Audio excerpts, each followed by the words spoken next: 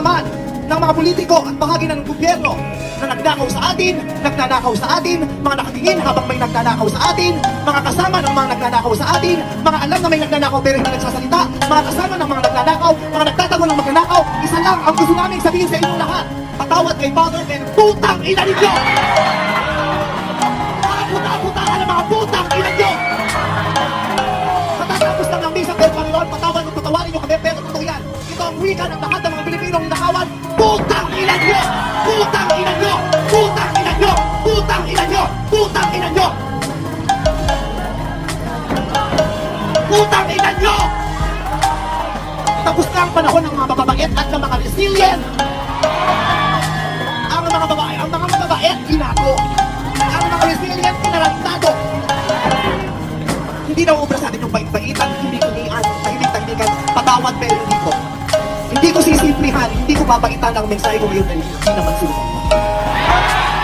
Sa katunayan, mga hayop sila. Sa bakit natin babaitan ang mensahe natin?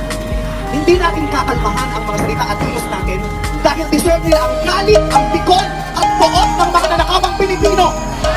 Hindi tayo pwedeng kumalma. Hindi pwedeng iiyak lang. Hindi pwedeng magtitiis lang, hindi tayo kakalma. Hindi ko kayang maging magalang sa kanila dahil mga bastos sila. Mga salaula sila at mga baboy sila. Hindi natin kayang maging magaling sa kanila dahil mga walang yes. Hindi pwede. Hindi pwede yung mabait ka lang, mabuting asal ka. Hindi uubra sa kanila ang mabuting asal at mabait lang kasi sila, mga demonyo sila. Kaya tama yan. Saligaw lahat ng galit. Lahat ng galit na galit. At hindi matatapos ang galit bukas. Ang palilinig ang galit hanggang hindi makulong ang mga putang ina ang magdalakan. Hindi tayo pwede magalit ng ngayon. Kailangan ng bukas, kailangan sa susunod na linggo, kailangan sa susunod na buwan. Hanggang umabot ng ilang taon hanggang hindi sila nauubos. Walang mawawala sa atin kasi ubus na tayo. Kaya ang gagawin natin ay babawi na tayo. Ikulong ang mga magnanakaw. Para sa akin, hindi na sapat ang kulong.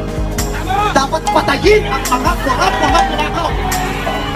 Ibalik ang death penalty para sa mga korap. Para patayin ang mga magnanakaw, ikulong pati pamilya nila. Dapat gumawa ang banal ng batas ang pamahalaan para ibalik ang death penalty. Pasensya na po, Father. Alam mo, ayaw mo ng death penalty. Ipagdasal mo na lang ako.